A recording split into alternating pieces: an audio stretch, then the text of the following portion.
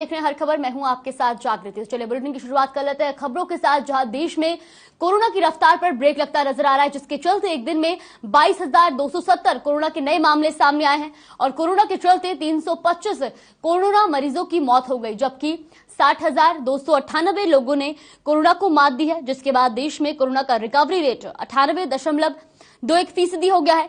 वहीं बात करें अगर कोरोना के एक्टिव केसों की, तो देश में फिलहाल कोरोना के 2,739 केस एक्टिव हैं। तो जहां अब देश में भी कोरोना से राहत देखने को मिल रही है। बीते 24 घंटे में 22,270 नए कोरोना के संक्रमित पाए गए हैं, तो वहीं 335 लोगों ने कोरोना के चलते अपनी जान गंवाई है।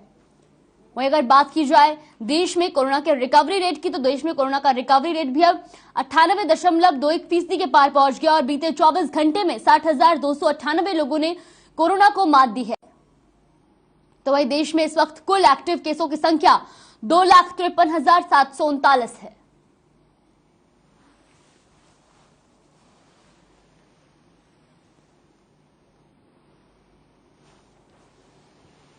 तो देश में अब कोरोना से राहत देखने को मिल रही है। बीते 24 घंटे में 22,270 नए मामले सामने आए हैं।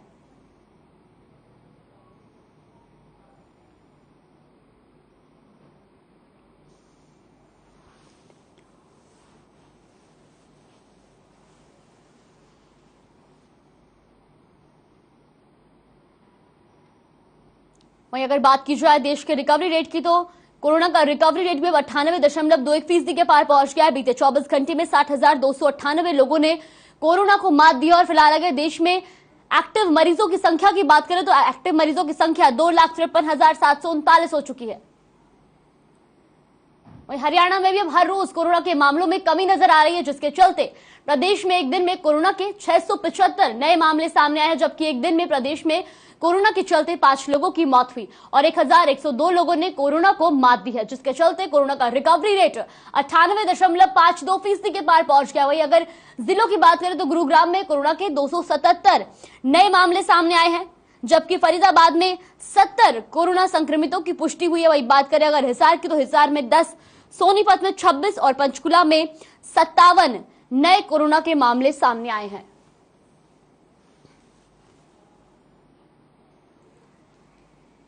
तो प्रदेश में भी कोरोना से राहत देखने को मिल रही है, जहां बीते 24 घंटे में 675 नए कोरोना के संक्रमित पाए गए हैं, तो वहीं 1,102 लोगों ने कोरोना को मात भी दी है। अगर बात की जाए जिलों की, तो गुरुग्राम में 277, फरीदाबाद में 70, हिसार में 10, सोनीपत में 26 नए कोरोना के संक्रमित पाए गए हैं।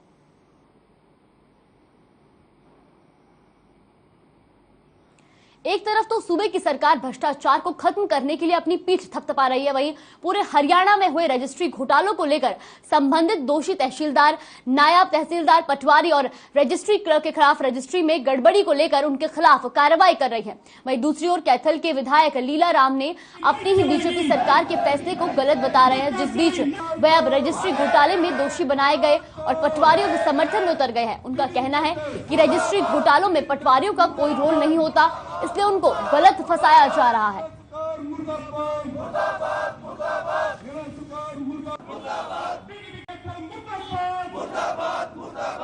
की परिधि की हद किस खसरा नंबर तक है या नहीं, ऐसी कोई उसमें मैंने भी अखबार में पढ़ा है, परंतु ये पुराना मुद्दा है और इसमें सरकार बिल्कुल निष्पक्षता से काम करेगी।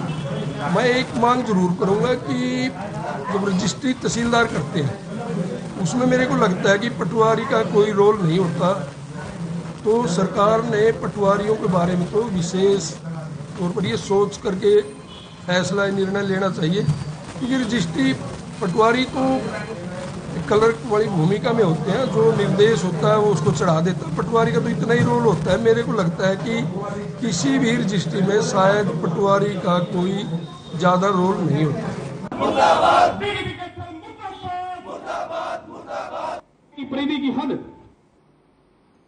सार्वजनिक खाद्य वितरण प्रणाली के तहत प्रदेश की सरकारी राशन की दुकानों पर एक बार फिर लाभार्थियों को 2 लीटर सरसों का तेल 50 रुपए के हिसाब से वितरित किया जा रहा है। तेल का वितरण सिर्फ उन राशन डिपो पर ही वितरित किया जा रहा है जिनके पास पिछले वर्ष का बकाया तेल पड़ा है। विभागीय आदेशों के अनुसार ये तेल डिपो संचालकों को फरवरी माह में ही वितरण करना है। तो सार्वजनिक खाद्य वितरण प्रणाली के तहत प्रदेश की सरकारी राशन की दुकानों पर एक बार फिर ये जो सरकार की तरफ से सरसों का तेल जो पिछले 5-6 महीने पहले बंद कर दिया गया था डिपों पे, तो लेकिन वो काफ़ी डिपो धारकों पे सरसों का तेल और थोड़ी मात्रा में बाजरा बकाया था तो ये इस आदेश आए हैं सरकार की तरफ से, डिपार्टमेंट की तरफ से कि भाई जो तेल है और जो बाजरा है डिपो धारकों पे जो बचा हुआ वो फरवरी महीने में वितरण करना है। जिसकी अगर बात की जाए रादौर सेंटर की, तो मेरे सेंटर पे ये सरसों का तेल है जो लगभग 610 लीटर बचा हुआ था जिसका वितरण चल रहा है इस महीने।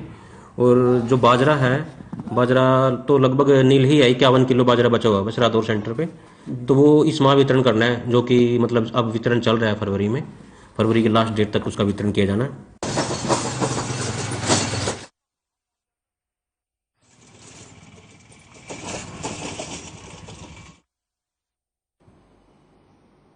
हिसार के उकलाना में नगर पालिका कार्यालय में प्रांगण में भारतीय रिजर्व बैंक ने वित्तीय साक्षरता सप्ताह का आयोजन किया। जागरूकता शिविर की अध्यक्षता एसडीएम आरबीआई एसएस साहोता ने की। इस मौके पर उन्होंने आमजन और बैंकों के ग्राहकों को बैंकों में दी जाने वाली सुविधाओं के बारे में विस्तार से बताया। साथ ही ठगी की लगातार हो रही घटनाओं से बचने के विभिन्न उपायों के बारे में भी जानकारी दी।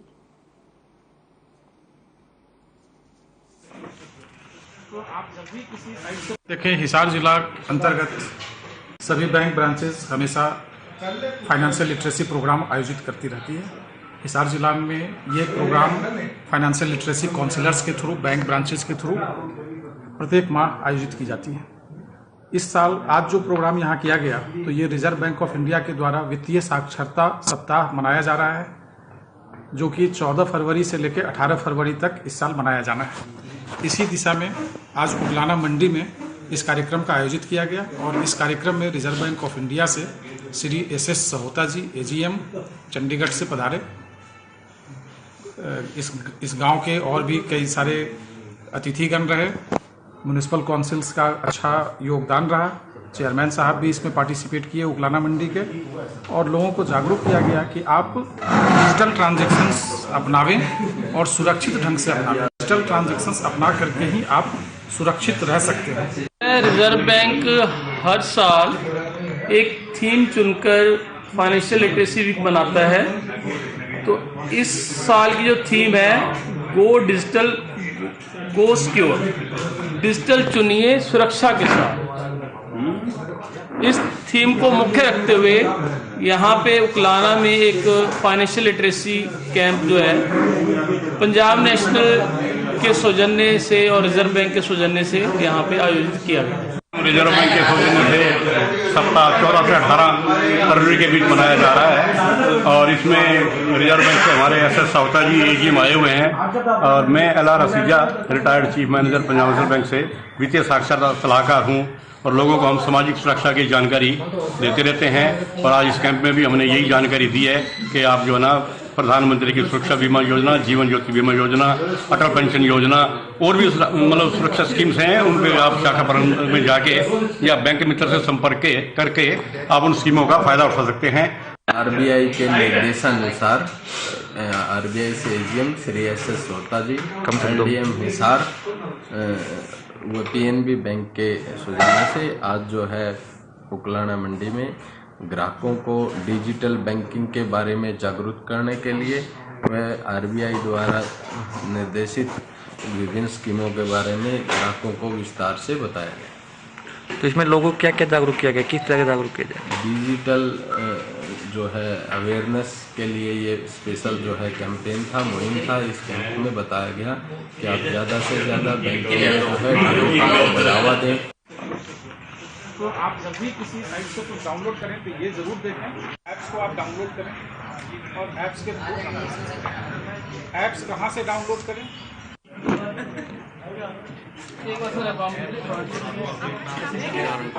का ऋण स्वीकृत कर दिया गया। नीचे दिए गए लिंक पे क्लिक करें।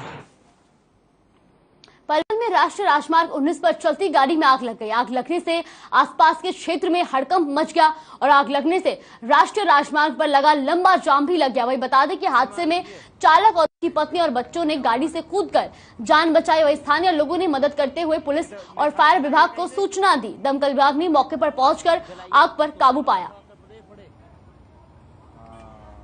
तो पलवल में जहां राष्ट्रीय राजमार्ग 19 पर एक चलती गाड़ी में आग लग गई, तो वही आग लगने से आसपास के क्षेत्र में हड़कंप मच गया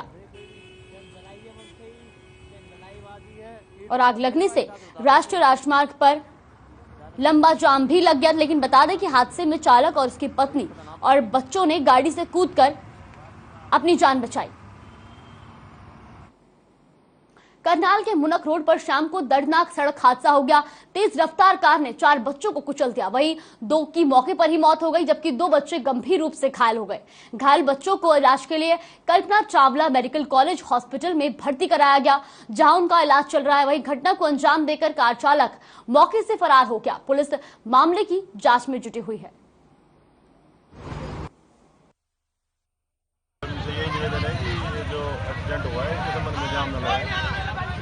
जो भी कंप्लेंट देंगे उससे सर 4 बच्चों को कुचला है गाड़ी में बता रहे हैं। हाँ 4 बच्चों के बारे में बता रहे हैं। अब उनको अभी वो हॉस्पिटल के अंदर चले गए। 2 की मौत बता रहे हैं सर। अब इस बारे में मेरे को कुछ नहीं है और भी हॉस्पिटल के अंदर उसके बारे में कहा नहीं जा सकता, लेकिन मैंने देखा नहीं इस गाड़ी का ड्राइवर है कहाँ। 4 छोटे बच्चे थे। वो छोटे बच्चे थे सर, बिल्कुल ही, और गाड़ी पीछे से आ रही थी, पीछे से उठा रखा। बहुत गलत किया जी। बहुत ही गलत, बहुत ही भयानक एक्सीडेंट हुआ सर। 2 की मौके भी मौत होगी। 2 की शायद मौके पे मौत है।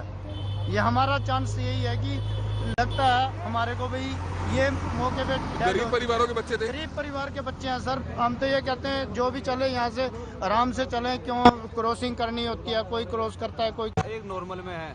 एक काफी तेज रफ्तार था ये गाड़ी, पूरी रफ्तार से बच्चे वहाँ पे खेल रहे थे चारों साइड में। ठीक है, गाड़ी ने एकदम ऐसे टक्कर मारी कि 2 बच्चे 5 फुट ऊपर उछल के गए हैं। 2 बच्चे गाड़ी के नीचे घुस गए एकदम। 2 की मौत हो गई थी मौके पे ही। 2 की मौत यही मौके पे हो चुकी। 2 की भी हालत खराब है। 2 की में एक की ज्यादा गंभीर है, एक थोड़ा नॉर्मल में है।